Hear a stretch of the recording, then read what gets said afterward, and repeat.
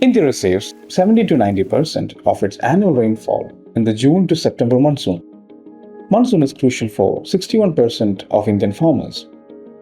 55% of India's net sown area is rain dependent and grows 34 of the country's 14 odd major crops.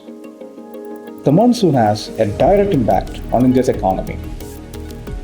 An abnormal monsoon causes crop losses, an increase in prices, export curves, reduced rural consumption demand, unemployment, and water scarcity. India is heavily dependent on the monsoon for rainfall, making it vulnerable to climate change.